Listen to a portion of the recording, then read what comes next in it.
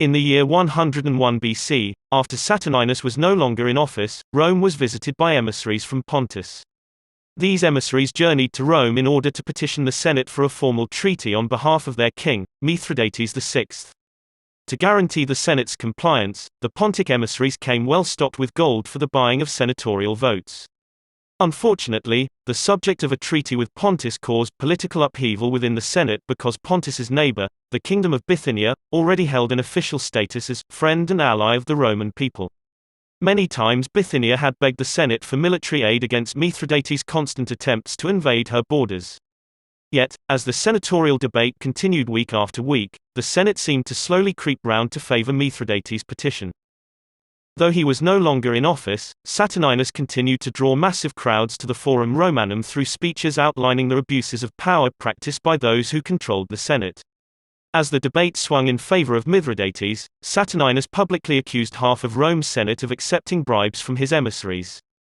He also accused the Senate of turning their backs on Rome's ally, Bithynia, scolding the conscript fathers of the Senate for their willingness to sell Rome's allies to their enemies. Because his accusation insulted the Pontic emissaries, offended half the Senate, and threatened the stability of the Roman provinces by antagonizing Rome's allies into questioning the legitimacy of their own treaties, Saturninus found himself hauled into his own treason court. In response, he made an argumentum ad misericordiam, or public appeal to pity, before the city. Saturninus claimed that, once again, the corrupt Senate was just trying to shut him up. Because his treason court was juried by sympathetic plebeian equites, instead of patrician elites, Saturninus's appeal worked, and he was absolved of any crime.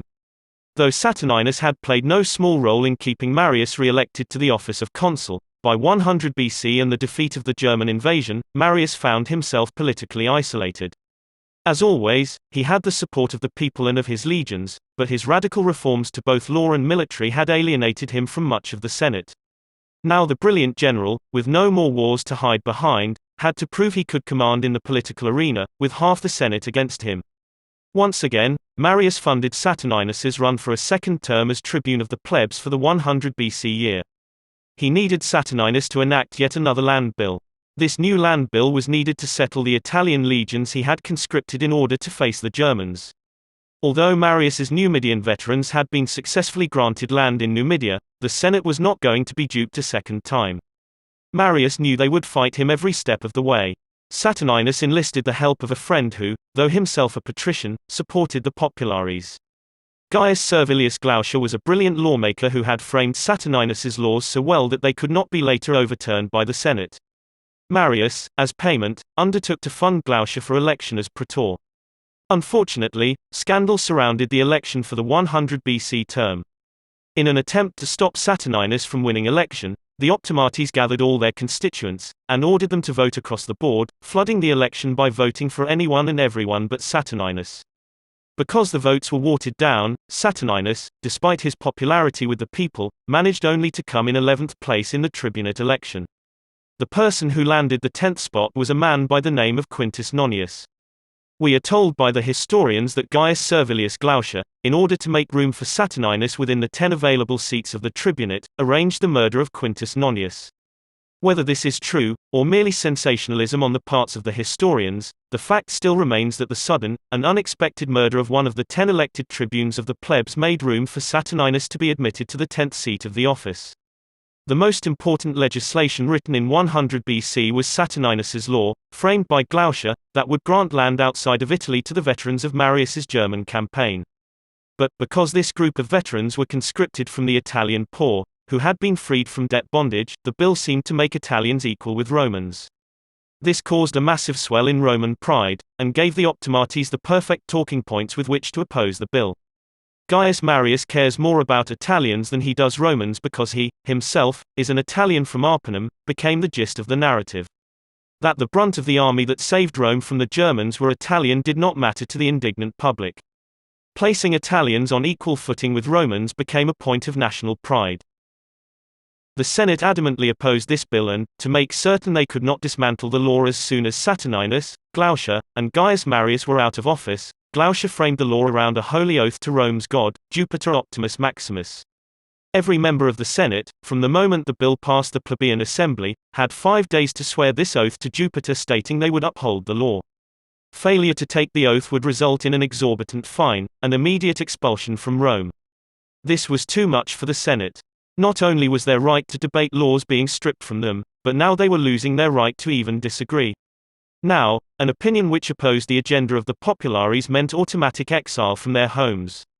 Not completely confident of his reception with the people over this bill, which seemed to grant Italians equality with Romans, Saturninus packed the crowd with ex-gladiators.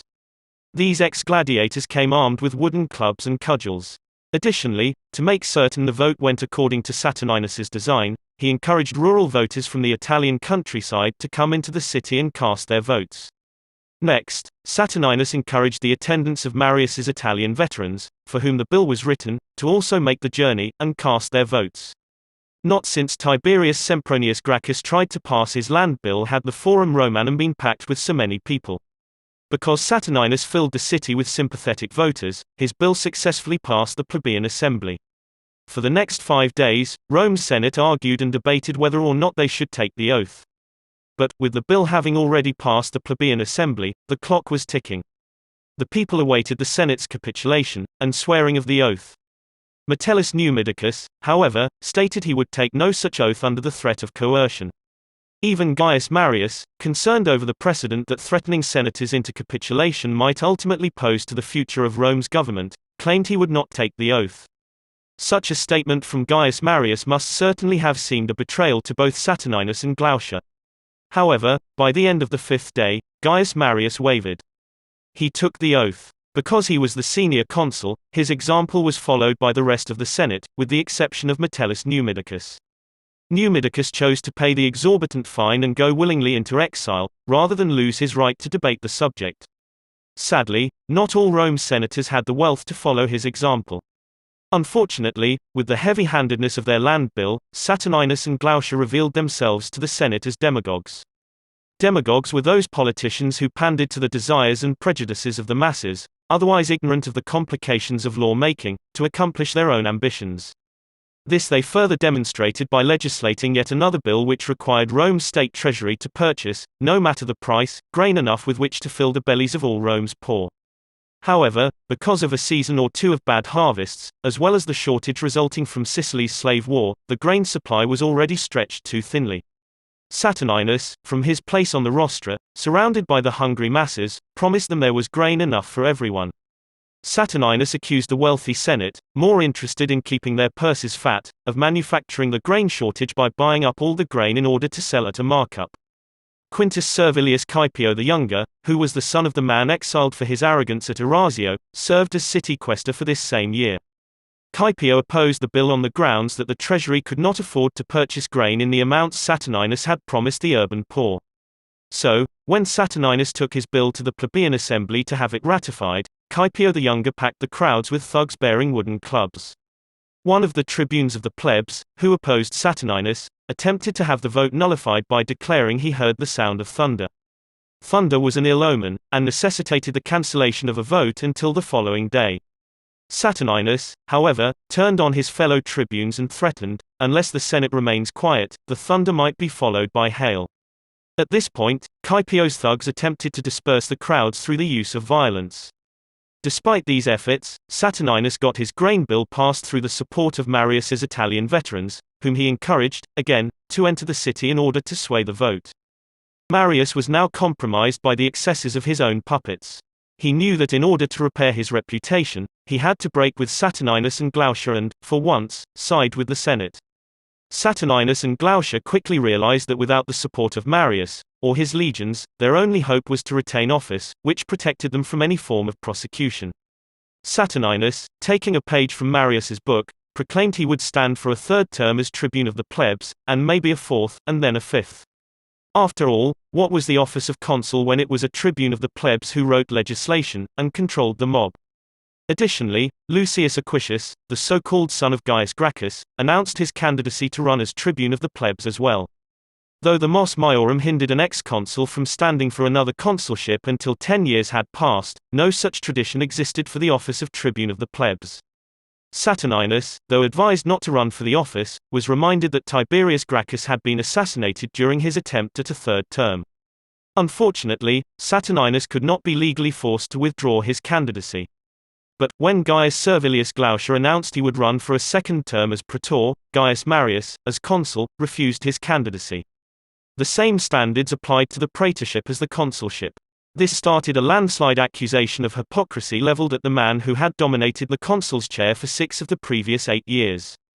That Marius had run for none but his first carried little weight.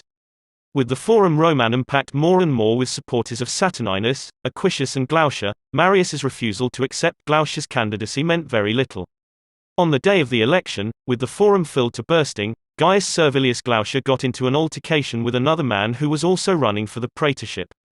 Gaius Marius was a supporter of Gaius Marius, and a legal candidate for the office which Glaucia was expected to vacate.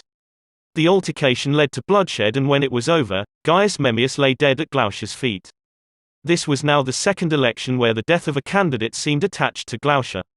Saturninus and Lucius Accuses quickly gathered the crowds to Glaucia's defense by calling for an immediate overthrow of the Senate. Saturninus promised the people a Rome ruled by them, with himself as their representative. The Senate responded by enacting its second Senatus Consultum Ultimum. All eyes turned to Gaius Marius. As senior consul, he was charged with the safety of the Republic, even at the cost of his own allies. Arming senators and supporters alike with wooden clubs, Marius's makeshift army stormed the Forum Romanum, and scattered the supporters of Saturninus, Accuses, and Glaucia. After being defeated by Marius in a short, pitched battle, Saturninus, Accuses, and a small group of their supporters claimed sanctuary inside the temple of Jupiter Optimus Maximus. Glaucia made his escape from the Forum Romanum, and hid in the home of a friend. Marius surrounded Jupiter's temple with his own people, and then, like a military siege, he cut off the building's water supply. After a day, Saturninus, Accuses, and the rest surrendered. But the crowds were still in an ugly mood. The Senate was anxious to try Saturninus and Glaucia for their crimes against the Republic, but knew to immediately do so would be to risk agitating the crowds to violence once more. The Senate decided to lock Saturninus, Accuses, and their group inside the Senate House. In a few days, when the crowds had given up on the excitement, and returned to their regular lives, the trial could be held. However, a group of conservative young men, possibly led by Caepio the Younger, son of the exiled Caepio, and including men such as Metellus the Younger, son of the exiled Metellus Numidicus, and Marcus and Lucius Lucullus, sons of the exiled Lucullus, were too impetuous, and filled with vengeance, to allow the wheels of government to move at their current pace. Under cover of darkness, this group of angry, young, conservative men climbed to the roof of the Senate House. Breaking off the heavy, terracotta roof tiles, they stoned Saturninus, Accuses, and all their captive followers to death on the floor of the Senate. Next, Glaucia was dragged from the home in which he hid before being clubbed to death in the street. The murders of Saturninus, Accuses, and Glaucia marked 5 deaths of popular agitators within just 30 years. That their deaths came at the hands of the younger generation of Rome's conservative families spoke volumes about just how much reform the optimates were willing to tolerate, and in what doses.